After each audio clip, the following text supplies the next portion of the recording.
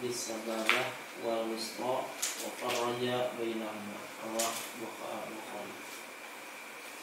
Fi rahmati bil yatim yarwi sayyiduna Sahal bin Sa'ad wa yaqulu qala Rasulullah sallallahu alaihi wasallam ana wa kafil yatim bil jannah hakada.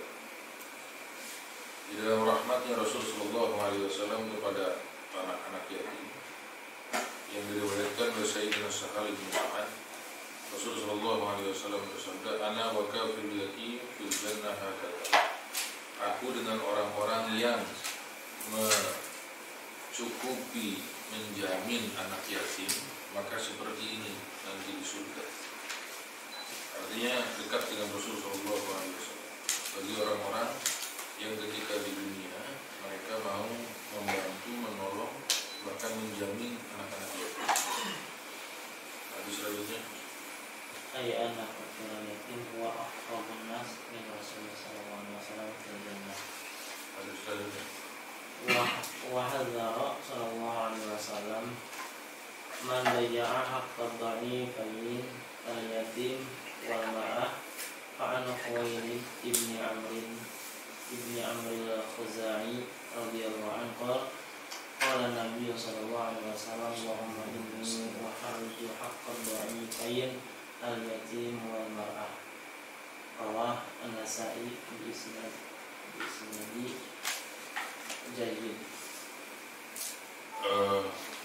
Kita sudah jelaskan bahwa makna Raufur Ar-Rauf yaitu yadfa'udur an ummati, menjaga umatnya agar tidak terperosok ke dalam neraka, kepada keburukan, kepada kejahatan, kepada kejahatan.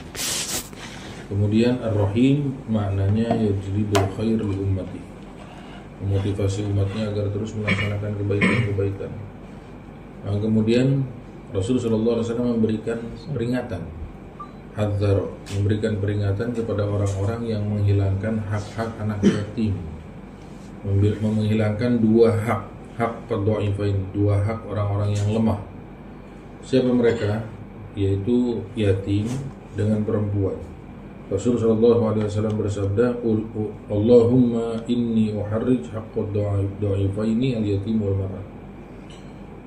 Jadi doanya Rasulullah, jangan sampai kita masuk ke dalam wilayah doa ini, karena dalam doa ini ada satu peringatan yang sangat dahsyat.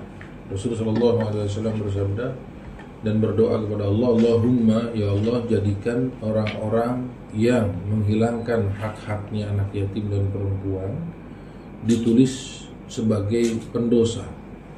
Maka jangan sampai kita masuk ke dalam wilayah ini, wilayah dalam doa ini. Yaitu apa? Menghilangkan hak-haknya anak yatim ataupun menghilangkan hak-haknya perempuan.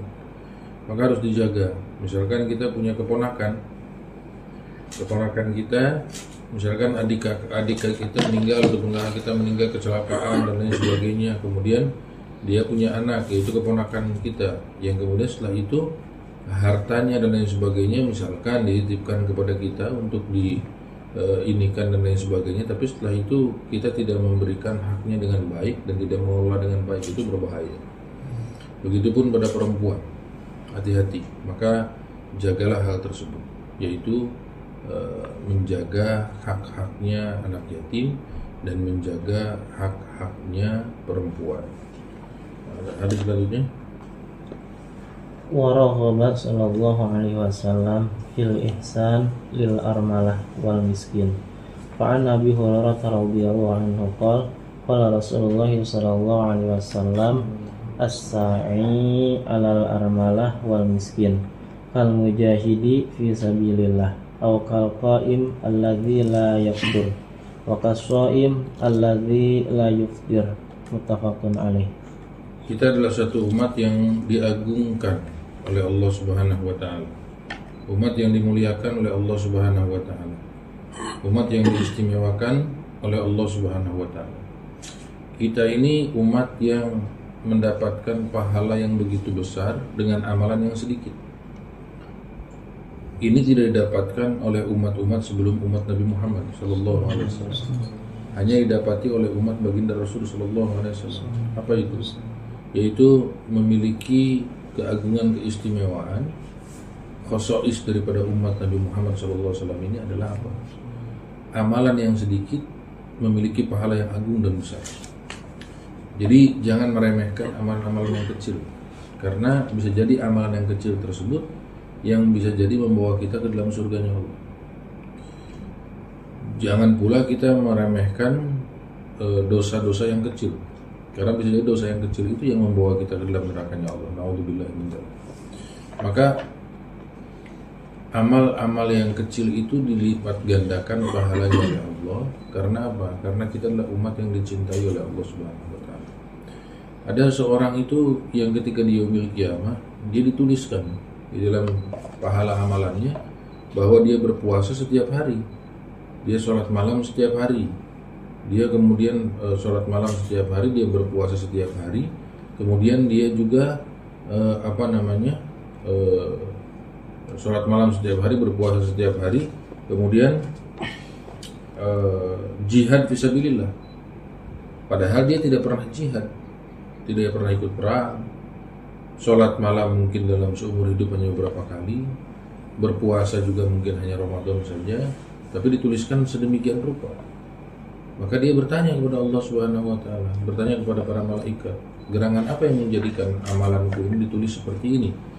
Apa itu yang menjadikan hal tersebut? Hal yang kecil, mungkin memberikan 5.000 rupiah kepada janda dan orang miskin. Dan ini disabdakan oleh Rasul sallallahu alaihi wasallam. Rasul sallallahu alaihi wasallam bersabda, maka jangan sekali-kali merasa lebih mulia daripada orang lain. Karena bisa jadi orang lain itu memiliki amalan yang sedikit, walaupun sedikit tapi istiqomah, yang menjadikan dia selamat dan mulia di hadapan Allah. Kita ini hanya merasa diri mulia di hadapan manusia yang lain, padahal belum tentu di dalam penilaian Allah kita itu betul-betul mulia di hadapan Allah Subhanahu wa taala. Bisa jadi kemuliaan kita yang harus kita dapatkan dalam kehidupan ini itu menjadi sirna dan hilang. Karena apa? Karena cara pandang kita kepada orang lain, yaitu apa? Memandang rendah kepada orang lain dan menghinakan orang lain. Memandang rendah orang lain, menganggap diri kita lebih mulia daripada orang lain, yang harusnya kita mendapatkan pahala ataupun kemuliaan dari sisi Allah, tapi menjadi sirna dan hilang karena hal tersebut. Maka hati-hati dalam hal tersebut. Rasulullah SAW bersabda, as-sa'i al-armalah, orang yang berinfak sedekah kepada janda, kal mujahid fisabilillah, kepada janda dan kepada miskin, itu seperti orang yang jihad fisabilillah. Awil qaim alladhi la yaftur, atau seperti orang yang sholat malam setiap malam tanpa berhenti, dan kemudian seperti orang-orang yang berpuasa yang tidak berbuka, setiap hari dia berpuasa terus. Itu mendapatkan amalan seperti itu di yaumil qiyamah, di catatan amalnya. Padahal dia tidak melakukan itu semuanya. Dari mana? Dari 10.000 rupiah yang dia berikan kepada janda dan kepada orang miskin. Ada selanjutnya. Wausa sallallahu alaihi wasallam bi'it'amil ja'i wa iyadatil marid wa fakkil asir. Fa'an Abi Musa al-Ash'ari radhiyallahu anhu qala Rasulullah sallallahu alaihi wasallam at'imu al-ja'i wa'udul marid wa fukkul 'ani, rawahu Bukhari. Dan di sini Rasulullah sallallahu alaihi wasallam memberikan wasiat kepada kita untuk memberikan makan. Memberi makan itu bukan hanya kepada orang miskin. Jadi kalau antum bagikan makanan, itu jangan antum pilih orang miskinnya saja. Ayah menjelma benghar, tebu dibere, itu. Tapi yang antum kasih siapa? Atimul ja'i, kasih makan orang yang lapar. Kasih makan orang yang lapar. Mau itu kaya, mau itu miskin, yang penting dialah lapar. Atimul ja'i, kemudian wa iyadatul marid, kemudian menjenguk orang yang sakit. Wa fakkil asir, yaitu membebaskan tawanan. Dari Sayyidina Abu Musa al-Ash'ari radhiyallahu ta'ala anhu, Rasulullah SAW bersabda, at'imul ja'i, beri makan orang yang lapar, dan kemudian udul marid, menjenguk orang yang sakit. Nanti di bab-bab akhir daripada kitab Sirajul Munir ini ada nanti adab untuk menjenguk orang yang sakit seperti apa, ataupun adab ketika kita sakit seperti apa. Menjenguk orang yang sakit itu menggembirakan dan membahagiakan orang yang sakit. Harus menggembirakan dan membahagiakan orang yang sakit pada ketika menjenguk orang yang sakit. Kalau ada makanan yang kita bawa, ada makanan yang bisa kita bawa, kita berikan. Dan jangan memberikan kabar yang tidak baik kepada orang yang sakit. Karena orang yang sakit itu lemah kondisinya. Dan kemudian jangan kita takut-takuti kondisinya tersebut dengan perkataan-perkataan yang tidak baik. Orang itu sakit kaki, kemudian kita datang ke rumahnya, oh Masya Allah kenapa sakit kakinya? Oh iya kemarin tetangga saya juga dipotong kakinya. Hancur gitu. Untung gak digebukin pulangnya. Allahu Akbar. Hadis selanjutnya. Wa basyara sallallahu alaihi wasallam man ala bintaini bima'iyyati sallallahu alaihi wasallam fa Anas radhiyallahu anhu anin Nabi sallallahu alaihi wasallam qala man ala jariyatan hatta tablugha jaa yaumil qiyamah ana wa huwa kahatain wa dhamma asabi'ah sallallahu alaihi wasallam rawahu Muslim. Wa basyara man ala bintaini bima'iyyatihi fa Anas radhiyallahu ta'ala.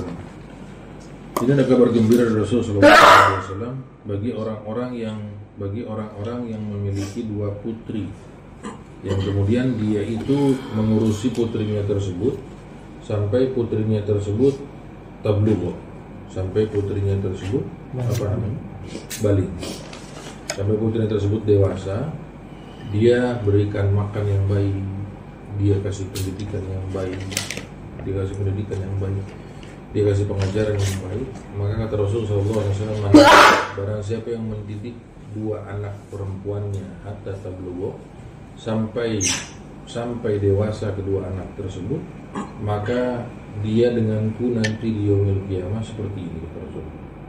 Kalau tadi bagi orang-orang yang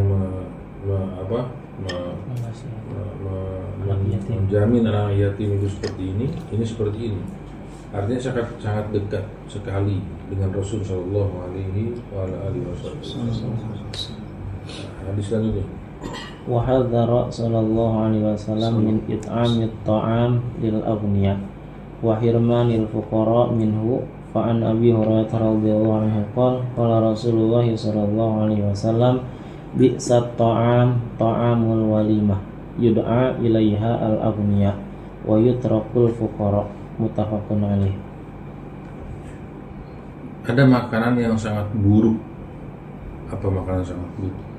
Makanan yang dihidangkan di acara-acara pesta. Itu menjadi makanan yang sangat buruk apabila di pesta tersebut, di acara hajatan tersebut, yang dipanggil adalah hanya orang-orang kaya. Wa yutrakul fuqara. Dan ditinggalkan orang-orang miskinnya. Orang fakirnya tidak diundang. Yang diundang hanya orang-orang kayanya saja. Maka makanan yang ada di tempat tersebut, di pesta tersebut, menjadi makanan yang sangat buruk sekali. Bi'sat ta'am, seburuk-buruknya makanan adalah makanan yang dihidangkan di walimah, yud'a ilaiha al-aghniya wa yutrakul fuqara. Dipanggil ke tempat makan, ke pesta tersebut orang-orang kaya, ditinggalkan orang-orang miskinnya. Ini sering terjadi ketika undang, maka dilihat, wah ini menjadi beunghar kudu kasih mah ngamplok we, semua diundang. Yang diundang ini ternyata nggak akan ngamplok dia. Itu jadi makanan yang seburuk-buruknya makanan. Maka disunahkan itu ketika kita memiliki hajat, setidaknya kita memiliki list orang-orang fakir, ataupun kita memiliki list siapa, yaitu anak-anak yatim yang kita hadirkan di acara tersebut, dan kita berikan makanan sehingga makanan tersebut menjadi barokah. Lanjut hadis selanjutnya. Wa an Aisyah radhiyallahu anha qalat dakhalat alayya imra'atun wa ma'aha ibnatan laha tas'alu falam tajid indi syai'an ghayra tamrah wahidah fa'ataituha iyyaha faqasamatha baina ibnataiha walam ta'kul minha thumma qamat fa kharajat fadakhala an-nabi sallallahu alaihi wasallam alaina fa akhbartuhu fa qala sallallahu alaihi wasallam man ibtuliya min hadhil banat bi syai' fa ahsana ilaihinna kunna lahu sitran minan nar. Muttafaqun alaih. Kadang ada orang tua itu yang pelit kepada anaknya. Kemudian makanan saja kadang-kadang tidak dibagi ke anaknya. Ada beberapa yang kadang-kadang kita lihat ibu yang sedang makan, mungkin sedang menikmati makanannya tersebut, kemudian anaknya datang minta makanan tersebut, itu bisa marah. Bisa marah. Padahal itu adalah satu ujian. Kadang kita juga seperti itu. Seorang bapak, kita lagi makan, enak-enak makan. Kemudian makanan itu di rumah mungkin cuma itu saja, sudah mau habis, sudah tidak lagi makan. Kemudian datang anak kita yang kemudian bapak minta makanannya, atau misalkan dia ganggu makan kita dan sebagainya. Itu biasanya si bapak itu dengan dalih dengan dalih, wah ini anak tidak beradab, ini anak tidak sopan, begini begitu segala macam. Padahal sebenarnya bukan itu, terganggunya diri kita, hawa nafsu kita yang ketika itu sedang makan. Itu sering terjadi. Dan itu sebenarnya berbahaya. Itu ubtuliyah. Kita diuji oleh anak tersebut. Allah datangkan dia itu ketika kita menikmati sesuatu dan menguji kita, mengganggu apa yang sedang kita nikmati. Ibu lagi makan es krim, enak-enak makan es krim, datang anaknya, direwong, diambil, dimakan sama anaknya. Itu bisa ngamuk itu si ibunya. Terus kemudian si anak ini dikatain bahwa tidak beradab lah, begini begitu. Sebenarnya bukan ini anak tidak beradab, tapi sebenarnya si ibu itu yang terganggu ketika ubtuliyah. Maka barang siapa yang diuji oleh anaknya, apalagi anak perempuan, kemudian setelah itu dia itu wa ahsana ilaihinna, berlaku baik kepada anak perempuannya, kunna lahu sitran minan nar, maka itu akan menjadi benteng baginya dengan api neraka. Diriwayatkan bahwa Rasulullah SAW, kata Sayyidah Aisyah, Sayyidah Aisyah berkata, dakhalat alayya imra'ah, datang kepadaku seorang perempuan, seorang ibu, wa maha ibnatani, bersama dengannya adalah dua anak perempuan. Tas'alu falam tajid indi syai'an ghaira tamratin wahidah. Tas'alu falam tajid. Dia meminta makanan, meminta sesuatu daripada Sayyidah Aisyah. Kemudian Sayyidah Aisyah masuk ke dalam rumah. Yang didapati oleh Sayyidah Aisyah di dalam rumah hanya apa? Tamroh wahidah. Bukan tamroh, bukan kurma 1 kilo, tapi kurma 1 butir. Di mana ini? Di rumah orang manusia yang paling termulia di muka bumi.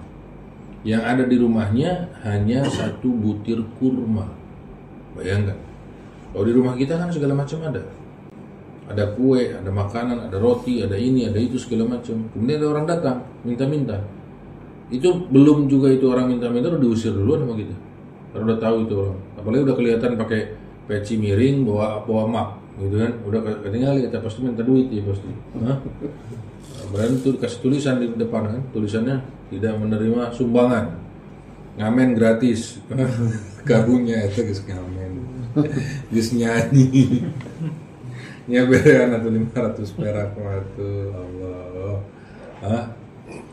Urusan dia itu dia urusan dia itu dia bohong ataupun tidak, itu urusan dia, itu urusan orang. Urusan itu no main-main itu imana gedong itu nama cina. Imana gedong lebih gedong ti urang kajin teu nama. Lain urusan urang eta mah. Yang penting dia minta-minta, zohirnya dia datang minta-minta, ya kita kasih. Gitu kan? Karena kita tidak tahu hakikatnya dia, ya kita kasih seininya saja, misalkan.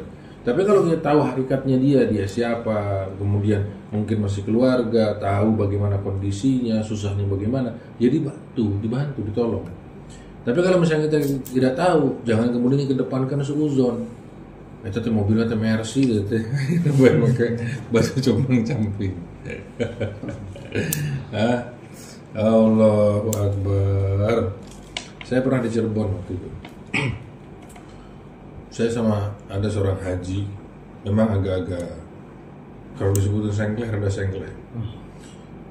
Jadi di lampu merah itu ada orang minta-minta pakai kakinya patah, kakinya itu nggak ada kakinya, minta-minta. Terus habis itu pas lampu merah kan merah tuh lampu. Terus haji bilang, saya itu lihat ke depan. Itu orang katanya bohong. Saya bilang yang seuzon. Antum mau bukti gitu. Mobil udah pada jalan, lampu hijau, dia nggak jalan. Terus habis itu dia jalan, ngebut. Dia keluar kepalanya dari kaca. Terus dia bilang, rem dong, katanya sambil ke situ. Itu orang keluar kakinya, lari. Allahu Akbar. Kata si Haji percaya saya katanya. Iya saya bilang. Saya tahu katanya dia dianterin jam berapa, pulang jam berapa katanya. Masya Allah. Ya tapi kita harus husnuzon ke orang. Husnuzon. Saya kalau ingat kejadian itu, ya Allah ya Rabbi. Masya Allah. Nah ini perempuan masuk ke rumah Rasulullah, datang ke rumah Rasulullah, minta sesuatu kepada ibunda Aisyah, Sayyidah Aisyah. Tidak mendapati apapun Sayyidah Aisyah dalam rumah kecuali apa? Satu butir kurma. Fa'ataituha iyyaha, maka aku berikan satu butir kurma itu kepada Rasul, kepada ibu perempuan tersebut, kepada si ibu tersebut. Faqasamat habaina ibnataiha. Bayangkan, yang harus kita renungi apa? Di rumah baginda Rasul, seorang pimpinan daripada seluruh Nabi dan Rasul, manusia makhluk termulia di muka bumi, itu hanya ada satu butir kurma. Kemudian apalagi yang harus kita renungkan? Satu butir kurma tersebut tidak malu-malu diberikan kepada ibu tersebut oleh Sayyidah Aisyah. Kemudian yang luar biasa lagi apa? Oleh si ibu tersebut, kurma tersebut dibelah dua. Bayangkan, dibelah dua, diberikan kepada kedua anak perempuannya. Si kurma yang satu itu. Ini di sini banyak sekali pelajaran bahwa di rumah Rasulullah. Maka disebutkan di dalam Hisolul Iman. Hisolul Iman itu di antaranya. Di antaranya. Iman itu ada 70 cabang. Iman itu ada 70 cabang. Iman itu ada 70 cabang.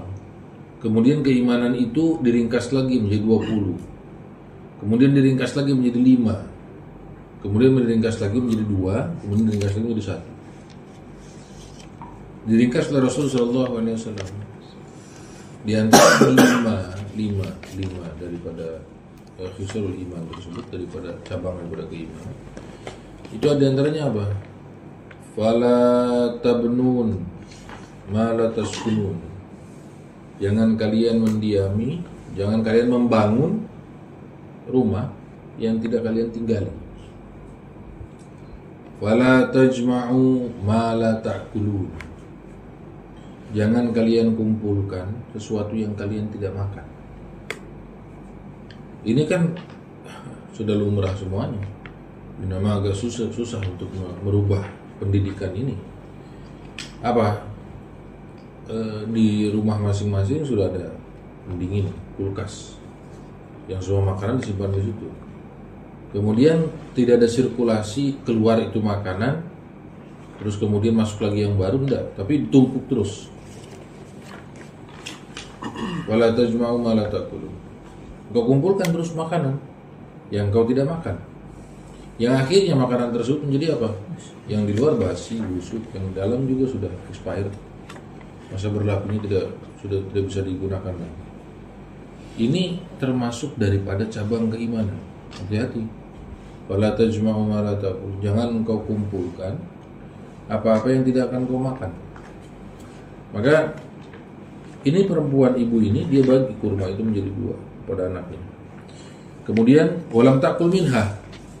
Yang luar biasanya si ibu ini nggak makan kurma tersebut. Dia bagikan kepada dua anaknya. Kadang-kadang ibu itu kan dia ambil itu, kadang-kadang dia ambil dia kasih, tapi dia kadang-kadang dia makan, kalau enggak dia nggak kasih tuh anak-anaknya, dia makan tuh kurma. Tapi ini enggak, dia bagi ke dua anaknya dan dia tidak makan. Tsumma qamat fa kharajat, kemudian pergilah si ibu tersebut membawa dua anaknya. Pada kala Nabi sallallahu alaihi wasallam alaina, masuklah Rasulullah SAW kepada kita, datang Rasulullah SAW ke dalam rumah. Fa akhbartuhu fa qala sallallahu alaihi wasallam, kemudian kata Sayyidah Aisyah, aku mengabarkan kepada Rasulullah SAW apa yang terjadi tersebut. Kemudian Rasulullah SAW bersabda, "Mani betulia min hadhil banat bi syai'in fa ahsana ilaihinna kunna lahu sitran minan nar." Barang siapa yang diuji oleh kedua anak perempuan atau anak-anak perempuannya bi syai'in dengan sesuatu, fa ahsana ilaihinna, kemudian dia berlaku baik kepada anak-anak perempuannya tersebut, kunna lahu sitran minan nar, maka anak-anaknya tersebut bisa menjadi benteng baginya dari api neraka. Hadis selanjutnya. An Abi Darda radhiyallahu anhu qala sami'tu Rasulullah sallallahu alaihi wasallam yaqul ubuhuni fi du'afa fa innama tunsaruna wa turzaquna bi du'afaikum, rawah Abu Dawud bi isnadin jayyid. An Abi Darda radhiyallahu ta'ala anhu qala Rasulullah sallallahu alaihi wasallam sami'tu Rasulullah sallallahu alaihi wasallam yaqul ubughuni fi du'afa fa innama tunsaruna wa turzaquna bi du'afaikum. Hadis ini menjelaskan tentang begini. Saya rindu kepada Allah, maka saya umroh setiap bulan. Padahal keriduan Allah itu bukan di situ. Adakah perintah yang memerintahkan kepada umat, berangkatlah kalian umroh setiap bulan kalau kalian kaya? Kalau kalian punya uang banyak, berangkatlah umroh setiap tahun, setiap bulan. Hajilah kalian setiap tahun. Man istata'a ilaihi sabila. Itu perintahnya untuk haji, ya. Rasulullah haji berapa kali? Rasulullah haji berapa kali? Hah? Ada yang bisa jawab? Rasulullah haji berapa kali? Rasulullah haji berapa kali? Hah? Rasulullah haji berapa kali? Masa nggak tahu? Rasulullah haji berapa kali? Hah? Satu kali haji wada. Bayangkan, satu kali haji wada itu. Ini tiap tahun berangkat haji. Ya nggak dilarang, nggak apa-apa. Tapi keriduan Allah dan Rasulnya harus kita pahami. Di mana letak keriduan Allah dan Rasul? Rasul Shallallahu Alaihi Wasallam bersabda, "Ubughuni fid du'afa, fa innama tunsaruna wa turzaquna bi du'afaikum." Ubughuni, carilah keriduanku, fid du'afa, di tengah-tengah orang yang lemah. Siapa orang-orang yang lemah? Fakir, miskin, janda, yatim, sakit. Ini adalah orang-orang lemah.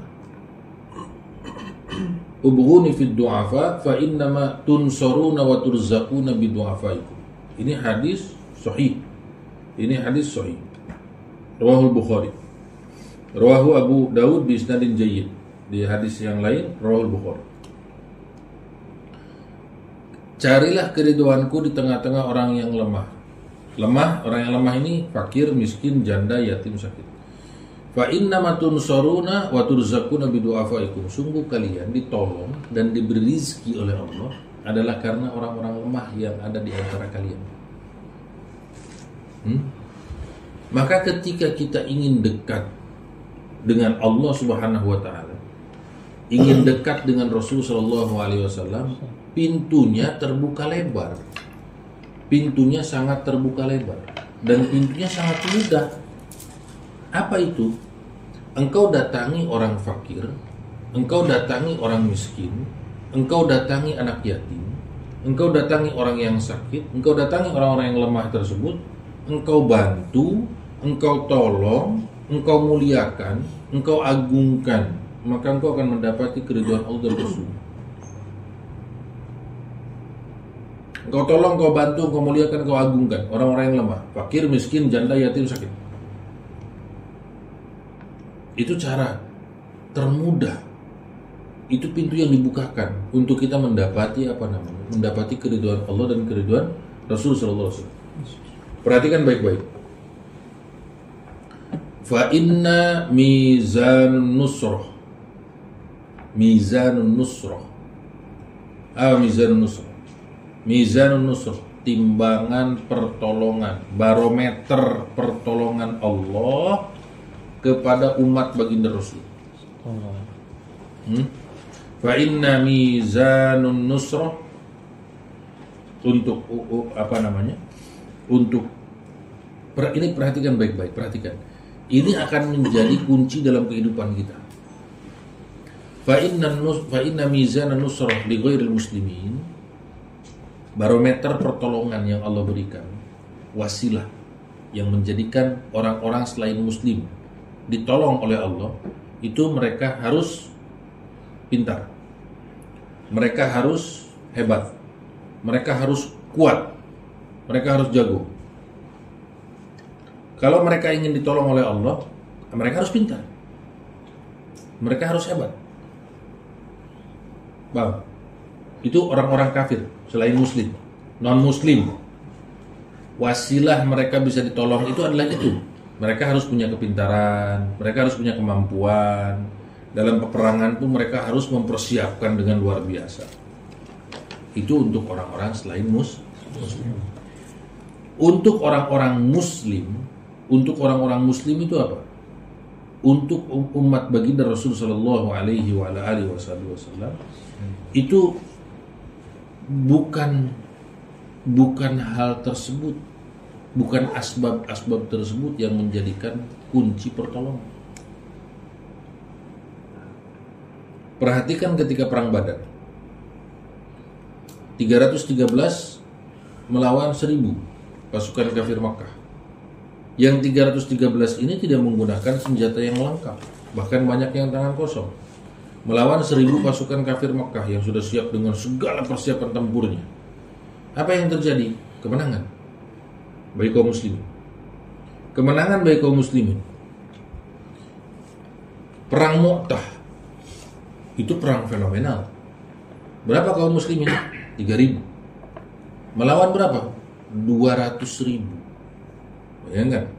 Satu menghadapi 80, satu menghadapi 90, satu menghadapi 100 orang.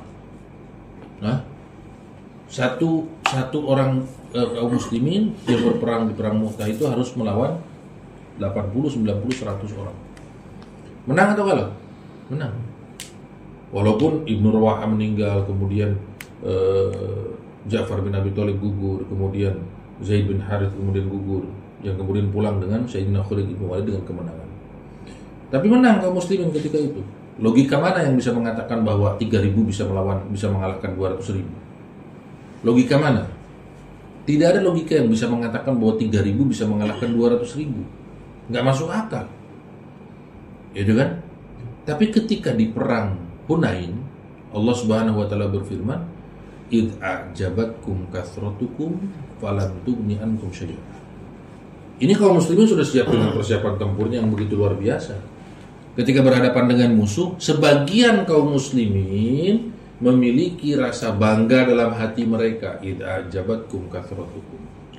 Memiliki rasa bangga dalam hati mereka bahwa memiliki kemampuan dan kekuatan yang dahsyat untuk melawan musuh. Kebanggaan yang merasuki hati daripada kaum muslimin yang sedikit ini menjadikan apa? Walam tughni ankum syai'a. Apa yang terjadi? Kehancuran, kekalahan ketika perang Hunain. Maka Allah Subhanahu wa taala tidak perintahkan kepada kita dalam Al-Qur'an itu apa? tidak perintahkan dalam Al-Quran, persiapkan oleh kalian peperangan yang dahsyat, persiapkan oleh kalian pasukan tempur yang kuat. Tidak. Allah Subhanahu wa taala berfirman, wa'iddu lahum mastata'tum min quwwah. Itu perintah Allah dalam Al-Quran. Siapkan oleh kalian persiapan perang mastata'tum, semampu kalian saja. Semampu kalian, kata Allah. Semampu kalian. Semampu kalian. Bukan diperintahkan untuk menyiapkan pertempuran yang luar. Tidak, mastata'tum. Lalu apa yang menjadikan kaum muslimin? Apa yang menjadikan kaum muslimin itu menang? Apa yang menjadikan kaum muslimin pertolongan datang dari Allah kepada kita itu apa kuncinya bagi kaum muslimin? Ini yang harus digarisbawahi oleh kita. Ubghuni fid du'afa. Dalam hadis yang pertama tadi Rasulullah menyatakan bahwa ubghuni fid du'afa, carilah keridhoanku di tengah-tengah orang yang lemah. Orang lemah, fakir, miskin, janda, yatim, sakit. Fa innama tunsuruna wa turzaquna bi du'afaikum. Ini yang harus digarisbawahi dan diyakini dalam hati kita. Fa innama tunsuruna wa turzaquna bi du'afaikum. Sungguh kalian ditolong oleh Allah, tunsurun wa turzaqun, dan diberikan rizki oleh Allah, bukan kayak orang kafir, bukan kayak orang non-muslim yang karena kepintaran, kemampuan, kehebatannya. Lah, fa innama tunsuruna wa turzaquna bi du'afaikum. Kalian ditolong dan diberi rizki oleh Allah adalah karena orang-orang lemah yang ada di sekitar kalian. Maka kita mendapatkan rizki dan pertolongan dari Allah itu adalah karena orang-orang yang lemah di sekitar kita. Ini yang harus digarisbawahi oleh kita. Ini yang harus kita pahami. Ini yang harus kita pahami dalam diri kita. Maka Sayyidah Aisyah itu apabila mengeluarkan sedekah, maka Sayyidah Aisyah itu memberikan parfum, wangi-wangian di sedekahnya tersebut. Ketika ditanya kepada Sayyidah Aisyah, kenapa engkau berikan wangi-wangian, wahai Sayyidah Aisyah? Kata Sayyidah Aisyah, sungguh sebelum jatuh kepada tangan fakir miskin, terlebih dahulu jatuh kepada siapa? Terlebih dahulu jatuh pada rahmatnya Allah Subhanahu wa ta'ala. Itu Sayyidah Aisyah. Maka Imam Hasan Al-Basri itu ketika mendapati orang-orang yang datang ke rumah beliau meminta-minta, itu Sayyidina Hasan Al-Basri itu berdiri dan mengucapkan apa? Marhaban, marhaban bihummali zadina ilallah. Kita kan kalau ada orang datang ke rumah, itu kita kasih tahu ke pembantu ataupun ke siapa, khodim dan sebagainya. Bejakin saya. Kamu nggak tinggalin ke semuanya kopiah. Wah. Gitu.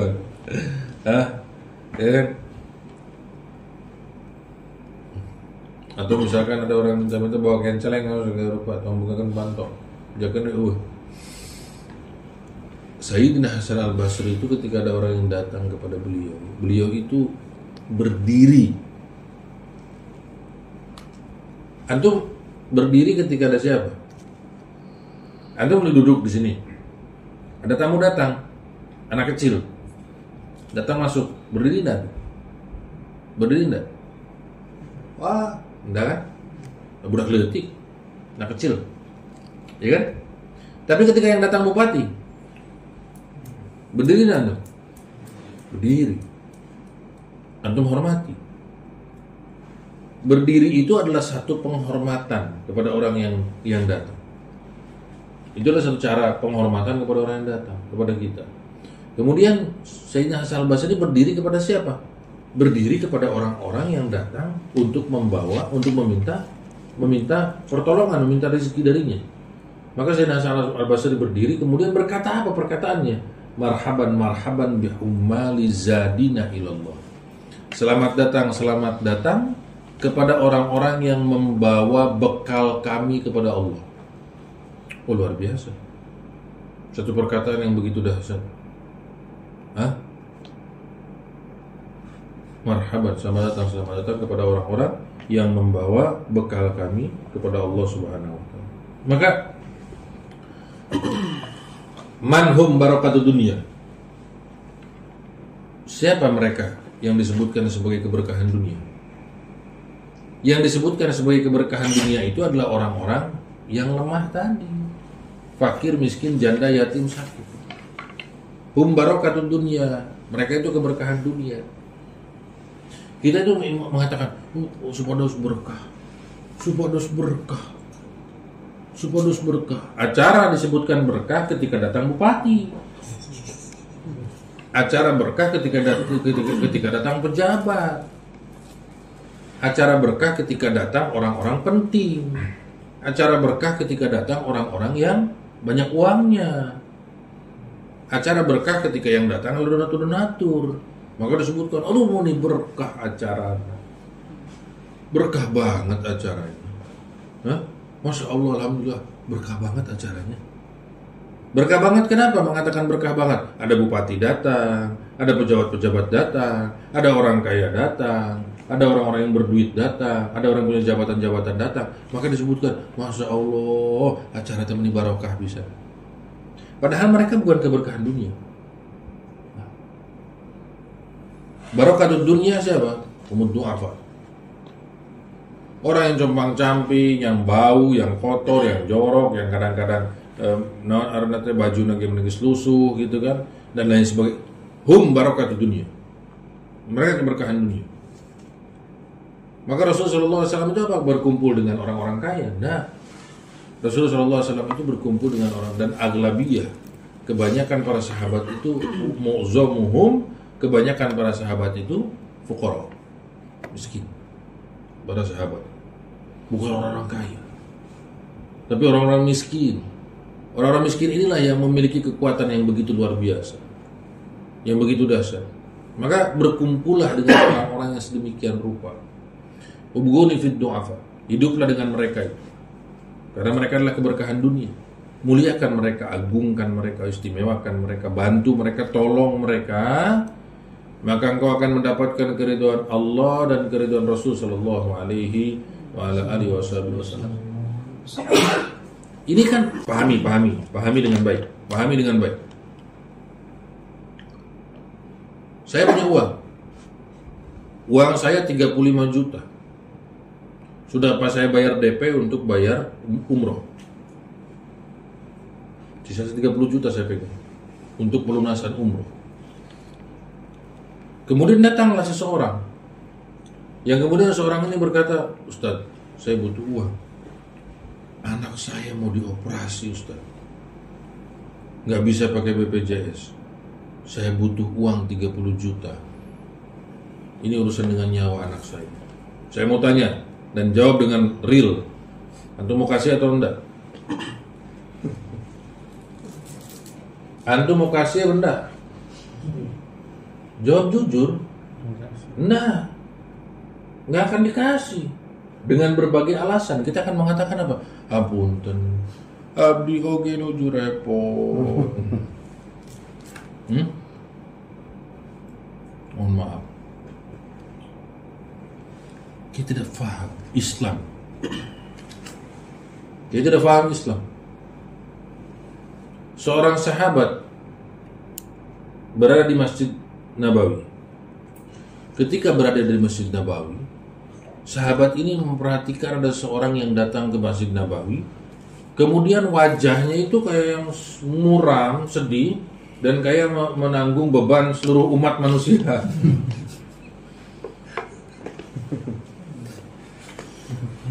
Kemudian ditanya oleh sahabat tersebut, kenapa wajahmu begini? Susah sekali. Kata sahabat tersebut, kata orang tersebut, saya punya hutang. Saya punya hutang. Dan sekarang sudah jatuh tempo waktu saya untuk bayar hutang. Tapi saya tidak punya uang untuk bayar hutang. Kata orang tersebut. Nah, kemudian sahabat tersebut berkata, izinkan aku untuk mendatangi orang yang menghutangimu. Mungkin orang tersebut kalau aku ajak bicara bisa melunasi setengahnya, atau melunasi seluruhnya, atau memberikan tenggat waktu lagi kepadamu.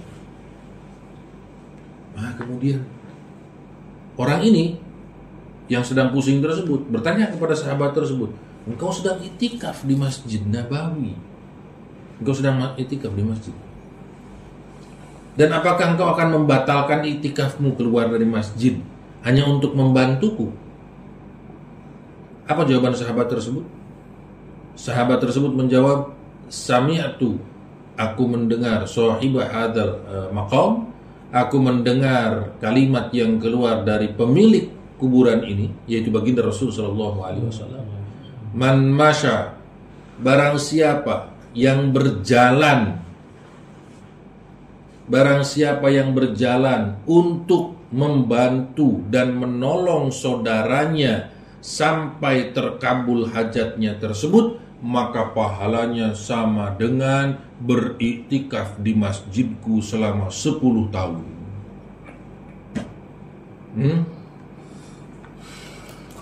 Sama dengan beriktikaf di Masjid Nabawi selama 10 tahun. Kembali lagi kepada yang tadi. Saya mau tanya lagi sekarang kepada antum.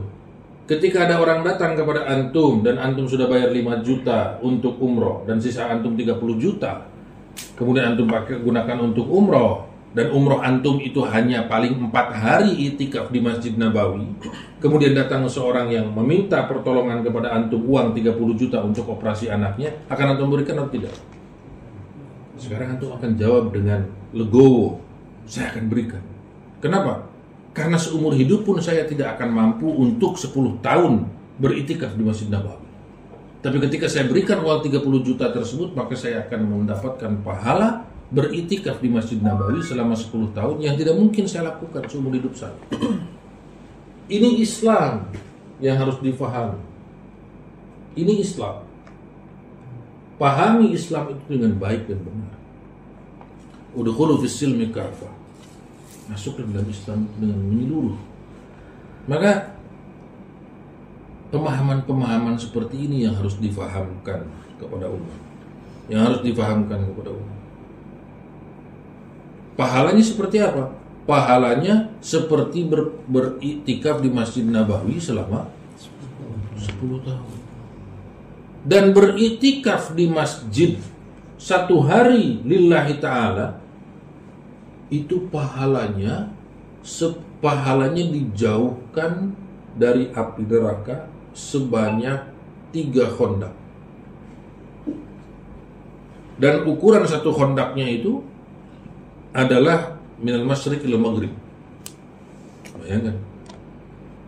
Pahala itikaf lillahi ta'ala di masjid 1 hari itu dijauhkan dari dirinya dengan api neraka sebanyak 3 khondak. 1 khondaknya itu ukurannya dari timur sampai ke barat. Jadi kalau api neraka itu mendekat, dia akan masuk ke dalam parit tersebut, khondak tersebut. Khondak itu parit, masuk ke dalam parit tersebut. Yang parit tersebut jauhnya dari timur sampai ke barat. Masuk lagi 1 parit, masuk lagi sampai 1 parit, sampai tidak bisa mendekati orang tersebut.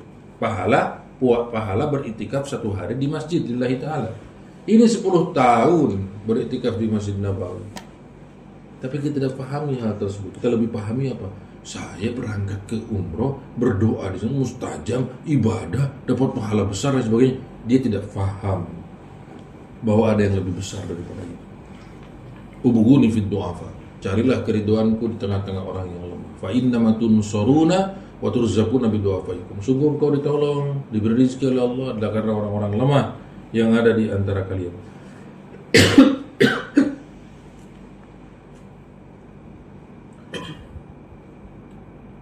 Ya man tash'uru bidzikir. Dilihat, barang siapa yang merasakan kesempitan di dalam rizkinya, fa'akrim bil mal, maka muliakan orang-orang ini. Muliakan orang-orang miskin, orang-orang yang lemah, orang-orang yang membutuhkan. Allah Subhanahu wa taala, saya rezukuka min haitsu la yahtasib. La yahtasib wa la yuhtasab.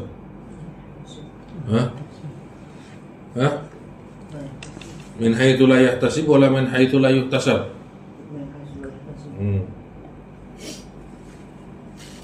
Maka itulah yang diajarkan oleh baginda Rasul sallallahu alaihi wasallam. Apa itu? Ubuguni fid du'a. Carilah keridhoanku di tengah-tengah orang yang lemah. Sungguh kalian ditolong dan diberi rezeki oleh Allah Subhanahu wa taala adalah karena orang-orang yang lemah yang ada di antara kalian.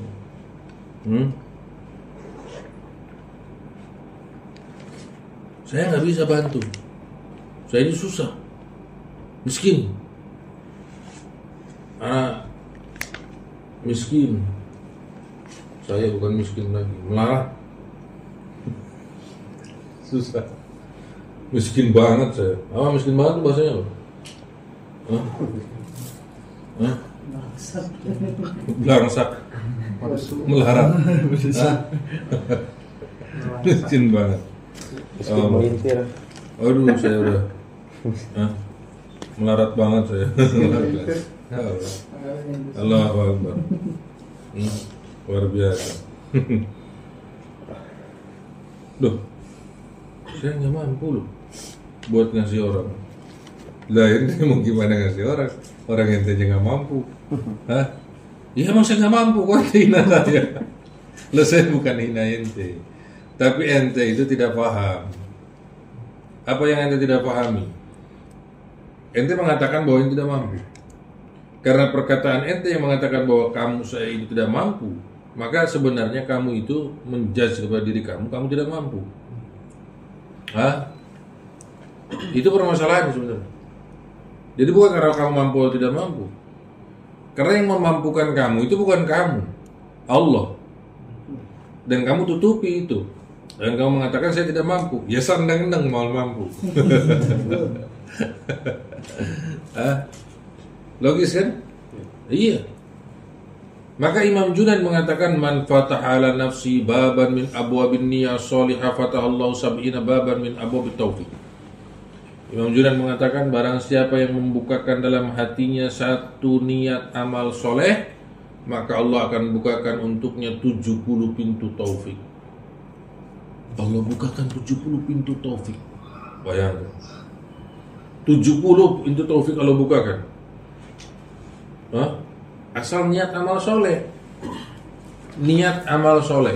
Yakini, maka Allah akan bukakan 70 pintu taufik. Ini niat aja nggak berani.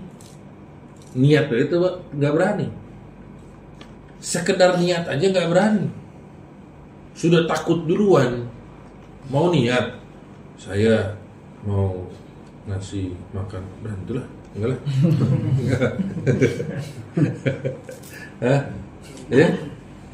Untuk niat sekedar niat aja kita nggak berani. Gimana kita mau dibukakan pintu taufik oleh Allah? Maka niat, miliki niat yang kuat. Innamal a'malu binniyat. Beli sop buah, beli apa 5.000 gorengan, atau beli apa, atau ngasih ke orang 5.000. Beda sama fulan. Fulan itu kalau sedekah dia juta-juta. Dia kalau sedekah puluh ribu, ratus ribu. Saya cuma Rasulullah SAW bersabda sabaqa dirham alfu dirham. Sabaqa dirham alfu dirham. Saya punya uang 1 miliar. 1 miliar uang saya. Saya kasih dari 1 miliar itu untuk sedekah 1 juta rupiah. 1 juta. Atau 10 juta saya keluarkan dari 1 miliar. Atau 100 juta saya keluarkan dari 1 miliar. Dari 100 miliar saya ambil, saya tarik 100 juta, saya bagi-bagiin 1 juta. Sedekah. Fakir miskin, janda yatim dan sebagainya. Antum punya uang 10.000. Nggak 10.000 nah. Terus kemudian antum keluarkan dari 10.000 itu 5.000. Antum kasih ke orang. Mana yang lebih mulia dari si Allah? 5.000. Hah? Yang 5.000. Yang 100 juta apa yang 5.000? Yang 5.000. Hah? Kenapa 5.000? Masih 50%. 50% daripada yang antum ini. Maka Rasulullah bersabda sabaqa dirham alfu dirham. 1 dirham bisa mengalahkan 1.000 dirham. 1 dirham bisa mengalahkan 1.000 dirham. 5.000 perak bisa mengalahkan 100 juta. Jadi yang dilihat oleh Allah Subhanahu wa taala bukan itu, tapi niat. Yang dilihat oleh Allah Subhanahu wa taala. Niat kita kemana? Apa tujuan kita? Kemana niat kita? Gitu kan? Hah? Ubguni fid du'afa. Jadilah keriduanku di tengah-tengah orang ini. Lillahi ta'ala. Bukan karena tujuan sesuatu. Bukan karena ingin dicoblos. Ya. Maka pertolongan bagi kaum muslimin itu adalah karena di tengah-tengah kaum muslimin itu ada orang-orang lemah. Maka Rasulullah itu mengadukan itu. Yang diadukan dari Rasulullah SAW itu apa? Rasulullah mengadukan apa? Yang diadukan dari Rasulullah, ya Allah, apabila orang-orang lemah ini esok hari dibantai oleh kafir Makkah, maka mungkin tidak ada lagi yang akan menyembah kepada. Dan Rasul Sallallahu Alaihi Wasallam, Rasul Sallallahu Alaihi Wasallam itu mendidik itu dengan cara bagaimana? Mengalihkan berpikir dunia kepada berpikir akhirat. Ini harus ada dalam diri kita, dan ini harus ada di dalam keluarga kita, dan kita harus didik istri kita, anak-anak kita dengan cara didikan seperti ini. Yaitu apa? Mengalihkan berpikir dunia kepada berpikir akhirat. Ini yang sudah hilang di tengah-tengah umat saat ini. Sehingga umat itu, mereka itu lebih banyak memikirkan tentang dunia, tidak dialihkan berpikirnya kepada akhirat. Dalam hadis ini Rasulullah SAW mendatangi seorang yang sakit, yaitu namanya adalah Ummus Sa'ib. Ummus Sa'ib ini ketika datang oleh Rasulullah SAW sedang sakit, dijenguk oleh Rasulullah. Kemudian Rasulullah SAW melihat Ummus Sa'ib itu sedang gulang-guling di atas kasur. Ditanya oleh baginda Rasulullah SAW, malak itu zafzifin, kenapa engkau gulang-guling wahai Ummus Sa'ib?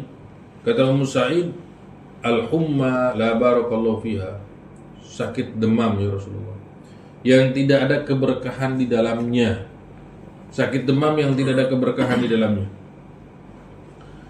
Kemudian ini kan Ummu Sa'ib berpikir tentang dunia, sakit panas yang dia rasakan. Maka kemudian dia mengatakan, sakit panas ya Rasulullah, tidak ada keberkahan dalamnya. Tidak terima dengan sakit panas, kesal dengan sakit panas, gulang-guling. Kemudian kata Rasulullah SAW, Rasulullah bersabda, la tasubbil humma fa innaha tudhibu khataaya ibni Adam kama yudhibul kiru khabathal hadid. Wahai Ummu Sa'id, jangan engkau caci maki ataupun hina sakit panas, sakit demam. Sungguh sakit demam itu bisa merontokkan dosa-dosamu seperti rontoknya kotoran dari besi yang dimasukkan ke dalam api. Yudhibu al-kir khabathal hadid, yaitu hilangnya kotoran dari besi apabila dimasukkan ke dalam api. Besi itu kalau mau bersih harus dibakar, nanti baru ditempa, sehingga si besi itu menjadi bersih, jadi pedang, jadi pisau dan sebagainya. Sungguh sakit panas itu bisa menghilangkan dosa-dosamu seperti hilangnya kotoran dari besi. Nah, kemudian Ummu Sa'id dialihkan berpikirnya dari berpikir dunia kepada berpikir akhirat. Yang tadinya tidak ridho dengan sakit panas menjadi ridho dengan sakit panas. Kondisinya tetap sakit panas, tapi keriduannya muncul. Karena apa? Berpikirnya dirubah dari berpikir dunia kepada berpikir akhirat. Maka ini adalah satu cara mendidik Rasulullah SAW, mengalihkan berpikir dunia. Bapak, saya pengen motor. Bapak belum punya uang, nak. Iya, tapi saya butuh motor. Saya harus ini, harus itu. Saya ada les sekolah. Saya harus ada ini, harus itu, segala macam. Mulai berpikir bapaknya. Kemudian setelah itu, ayo nak, kita berangkat. Kemana? Leasing. Ngapain? Kredit motor. Si anak itu dibawa, diinikan untuk kredit motor. Ini anak itu menginginkan dunia dan kita dirumuskan dengan cara dunia. Ayo nak, kita bawa kemana ke leasing? Mana motornya, mau yang mana nak? Mau motor yang mana? Pilih motor yang mana? Berapa ini satu bulannya? Ambil motor, bayar tiap bulan. Saya tidak mengatakan masalah hukum dalam hal seperti ini, tapi yang saya katakan adalah cara mendidik. Dididik anak tersebut untuk terus berpikir dan membawa pemikirannya itu, alam sadarnya kepada dunia.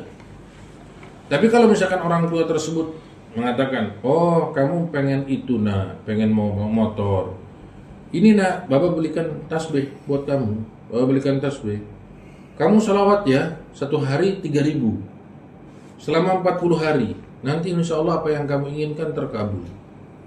Beralih berfikirnya daripada berfikir dunia kepada berfikir akhirat.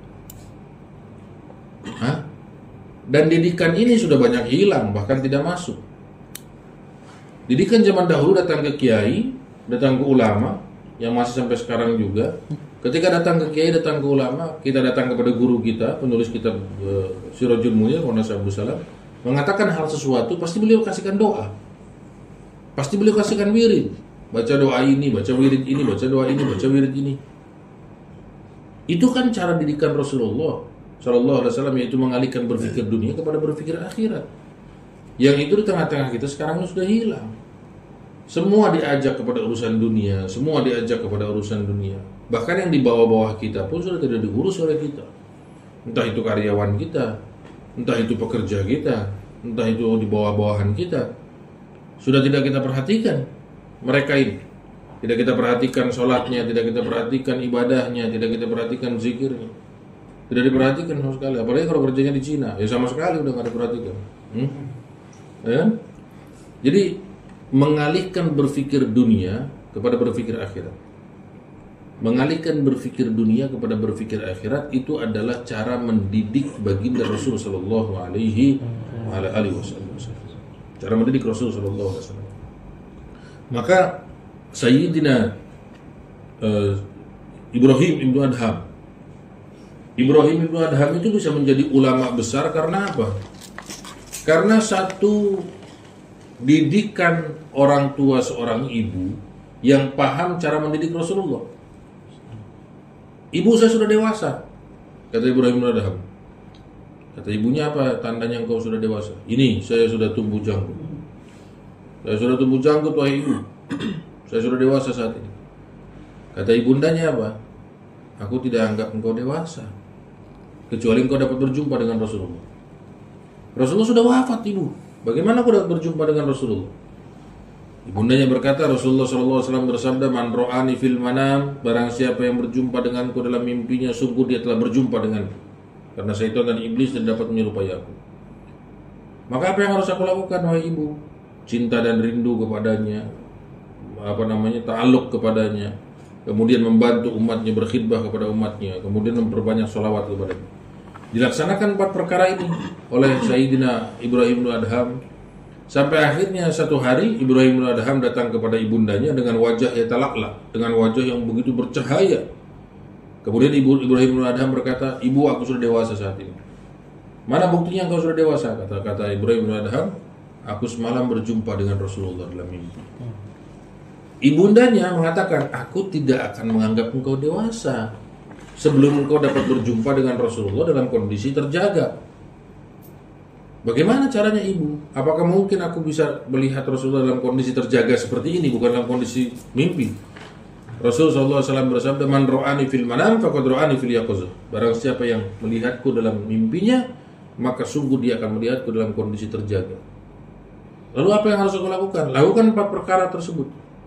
Lakukan lagi 4 perkara, dilakukan lagi oleh Sayyidina Ibrahim bin Adham, sampai akhirnya Sayyidina Ibrahim bin Adham menjadi ulama besar, menjadi waliullah. Karena apa? Didikan seorang ibu yang memahami cara mendidik Rasulullah SAW. Kalau kita kan tidak, datang kepada ibundanya, kepada bapak, pamannya, saya sudah dewasa sekarang. Namun buktinya, apa buktinya? Ini saya sudah punya janggut. Ditanya lagi sama orang tuanya, sudah punya pacar belum? Dijerumuskan itu anak. Sehingga anak itu termotivasi dan berpikir, oh iya, saya kalau mau dianggap dewasa saya harus punya pacar. Dijerumuskan, bahkan bukan dijerumuskan lagi pemikiran dunia, dijerumuskan kepada nerakanya Allah. Pada hal-hal yang diharamkan. Ini cara mendidik. Maka Sayyidah Aisyah itu mengurusi urusan rumah tiap hari, nyapu, ngepel, nyuci, kemudian bikin roti dan sebagainya. Terus kemudian meras susu kambing dan sebagainya. Sampai tangannya itu melepuh.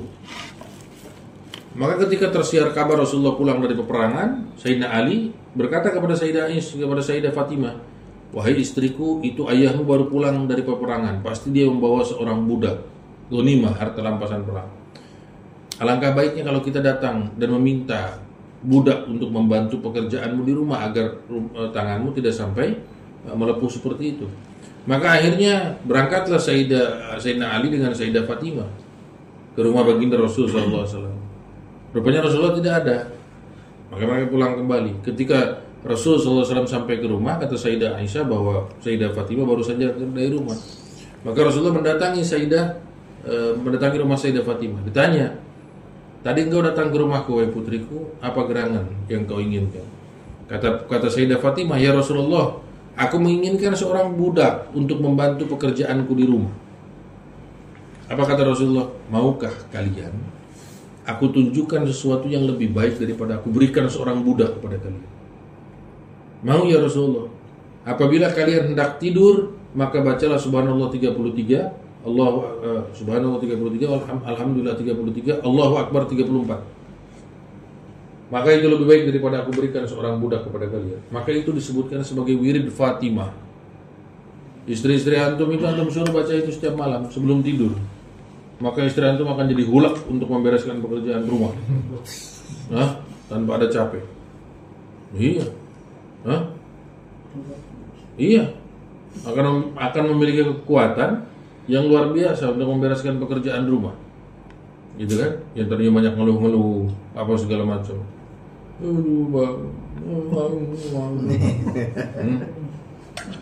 Ya.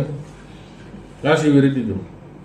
Nggak mempan juga antum kasih susu STMJ biar kuat. Tahu antum susu STMJ?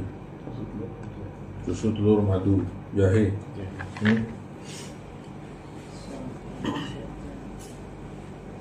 Ya. Maka itulah cara mendidik baginda Rasul sallallahu alaihi wasallam. Maka kembalilah kepada cara mendidik baginda Rasul sallallahu alaihi wasallam. Jangan tinggalkan cara mendidik tersebut, termasuk kepada anak-anak kita. Itu adalah cara mendidik Rasul sallallahu alaihi wasallam. Hadis selanjutnya. An Utsman bin Abi Al-As radhiyallahu anhu annahu syaka ila Rasulillah sallallahu alaihi wasallam waja'an yajiduhu fi jasadihi mundu aslam. Faqala lahu Rasulullah sallallahu alaihi wasallam da' yadaka 'ala alladhi ta'allama min jasadi wa qul bismillah salatan wa qul sab'a marrat a'udzu bi'izzatillahi wa qudratihi min syarri ma ajidu wa uhadir. Qala Utsman fa fa'altu dzalik fa adhaballahu ma kana bi falam azal amuru biha ahli wa ghairahum. Muttafaqun alaih.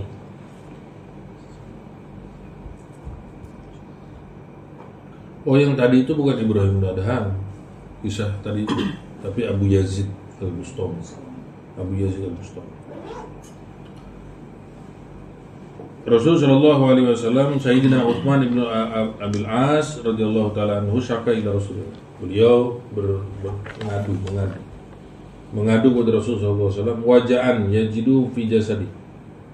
Ada sakit yang dirasakan olehnya dari mulai sebelum masuk Islam. Sakit tersebut. Faqala Rasul sallallahu alaihi wasallam do'iyadaka alladzi ta'allama min jasadi. Simpan tanganmu di bagian yang sakit. Lalu kemudian Waqul bismillahi thalathan, maka bacalah bismillah 3 kali. Bismillah, bismillah, bismillah. Kemudian setelah itu apa? Baca a'udzu bi'izzatillahi wa qudratihi min syarri ma ajidu wa uhadir 7 kali. Maka dilakukan oleh Sayyidina siapa tadi? Sayyidina Utsman bin Abil As. Maka kata beliau, maka sakit tersebut hilang dan tidak berdatang lagi. Kenapa kita ikut membaca hal tersebut tapi tidak mempan? Nggak yakin. Bismillah, bismillah, bismillah. Oh, tambah nyari atuh.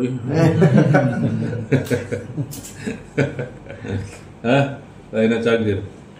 Kenapa? Kurang yakin. Ada orang yang datang kepada Rasulullah dan mengatakan, "Ya Rasulullah, kakakku sakit perut." Kata Rasulullah, "Iski asal, kasih minum madu." Pulang dikasih minum madu, masih sakit juga perutnya.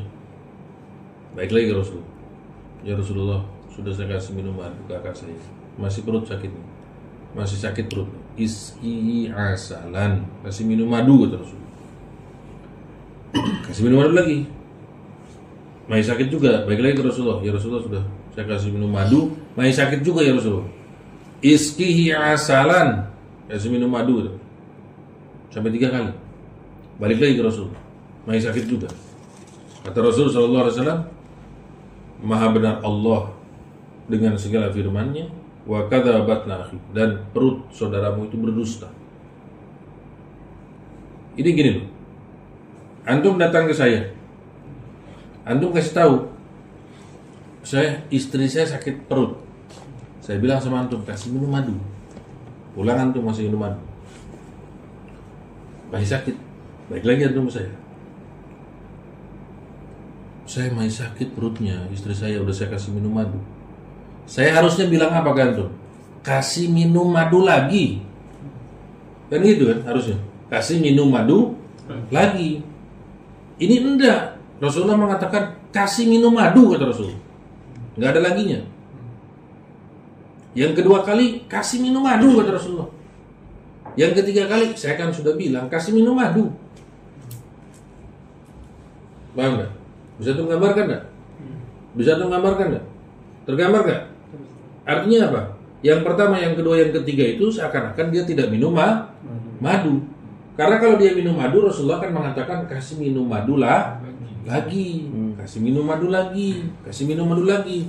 Ini enggak. Rasulullah menjawab mengatakan kepada orang tersebut, kasih minum madu. Sudah ya Rasulullah, kasih minum madu. Sudah ya Rasulullah, kasih minum madu. Sampai 3 kali. Paham enggak? Artinya seakan-akan ini orang tidak minum madu sama sekali. Kenapa? Karena dia minum madu tanpa yakin. Jelas? Tanpa yakin. Antum dikasih air doa. Saya minta air doa dari orang soleh. Ada orang soleh datang ke sini, Maulana Sya'ala, orang yang soleh. Dikasih, antum bawa air. Percuma antum bawa air kepada orang soleh. Kemudian minta didoakan. Doakan saya, Maulana doakan. Doakan oleh beliau. Sudah doakan dan sebagainya. Kemudian antum simpan. Kemudian kepala antum kambuh, sakit kepala. Karena biasa antum ikut gila karena kepusingan dunia kan. Akhirnya setelah antum berpikir, oh pusing. Di situ di depan antum ada 2 pilihan. Antum minum Panadol atau minum air dari Sya'ala. Mana yang lebih meyakinkan antum? Jawab jujur. Jawab jujur. Panadol apa air dari air doa? Jawab jujur. Panadol. Mana obat? Hah? Sepuguh cesplang. Hah? Ya? Ya? Kenapa tidak berkhasiat? Padahal yang mendoakannya wali. Yang mendoakannya ulama. Kenapa? Karena tidak ada keyakinan. Ketika munculnya ketidakyakinan dalam hati antum, muncullah seuzon di situ. Dan ketika muncul seuzon itu berbarengan dengan ketidakyakinan, hilanglah barokah. Bubar. Paham? Hati-hati. Hati-hati. Maka jangan sekali-kali seuzon ke guru. Jangan sekali-kali seuzon ke guru. Jangan pun antum berbuat kasar, berbuat buruk, berbuat jelek, berbuat ini, berbuat itu. Antum suuzon yang itu hanya dalam pikiran antum, tidak sampai keluar. Kemudian antum bersuuzon, berprasangka buruk kepada guru antum, itu menjadi wasilah putusnya barokah.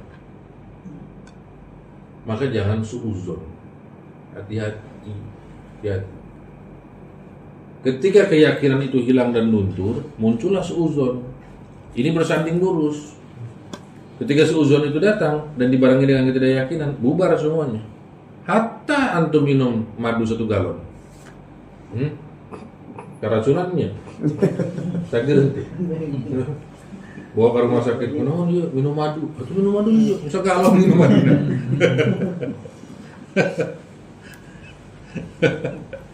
Aduh. Allahu Akbar. Nah itu dibarengi dengan keyakinan. Dibarengi dengan keyakinan. Maka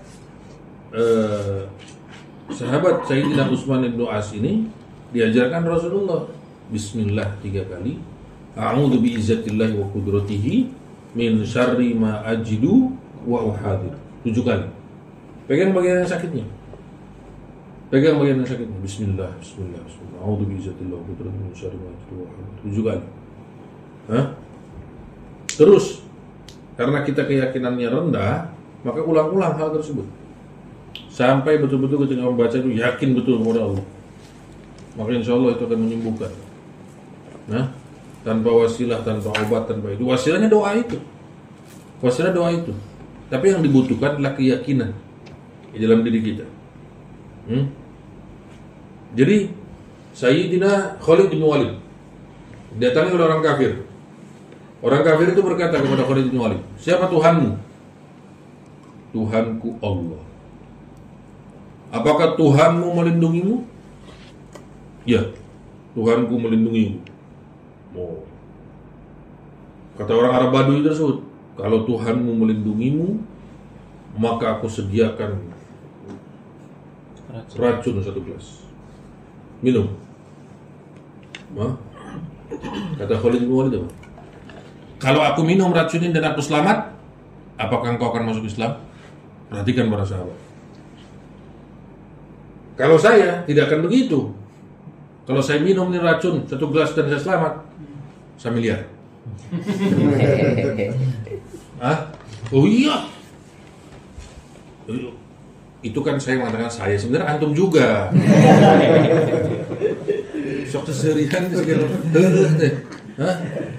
Padahal diri antum bukan 1 miliar lagi, 1 miliar. Diri antum bisa jadi 5 miliar. Nyawa urusannya. Ya. Kalau saya minum racun ini dan saya tidak apa-apa, apakah engkau akan masuk Islam? Gak ada imbalan dunia. Masuk Islam. Masuk Islamnya dia pun tidak ada manfaatnya. Maksudnya untuk dunianya tidak ada manfaat. Untuk akhirat. Sayyidina Khalid bin Walid, apakah kau akan masuk Islam? Ya. Kalau kau minum racun ini dan kau tidak apa-apa, aku akan masuk Islam. Maka racun 1 gelas tersebut diminum oleh Khalid bin Walid. Diminum oleh Sayyidina Khalid bin Walid.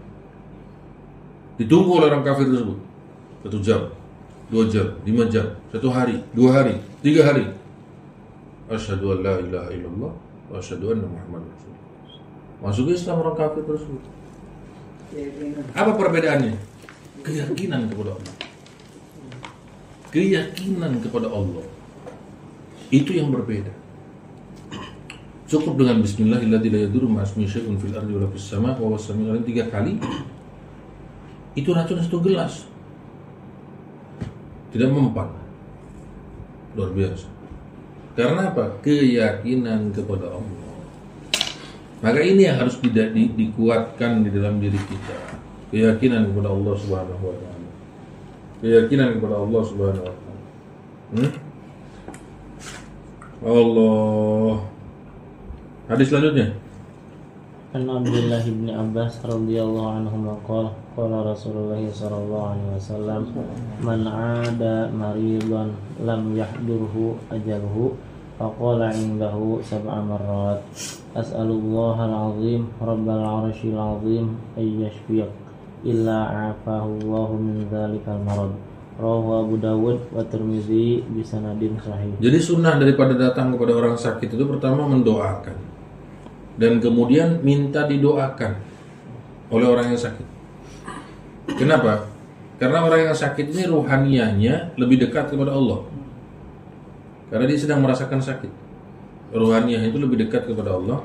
Maka minta kepada orang sakit itu doa supaya mendoakan kita. Doakan saja orang sakit. Dan juga kita mendoakan kepada orang yang sakit. Kita doakan orang yang sakit. Mudah-mudahan disembuhkan ya Allah. Mudah-mudahan diangkat penyakitnya.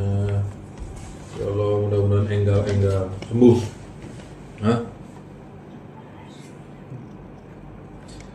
Kemudian Rasulullah SAW mengajarkan kepada kita, ketika ada orang sakit lam ya'ti ajaluh. Artinya apa? Lam ya'dur ajaluh. Belum walas, membahas Sunda nama. Walas itu apa? Walas. Lama bisa. Sakaratul maut. belum terlihat ada tanda-tanda bahwa dia itu akan sakaratul maut. Hah? Walas sudah bahasa Sunda aja. Aku nggak ada. Maka lebih Sunda saya daripada itu. Sakaratul maut. Jadi belum ada tanda-tanda kelihatan sakaratul maut. Nah, tapi ada juga orang yang hidup nggak sakit tapi kelihatan kayak sakaratul maut.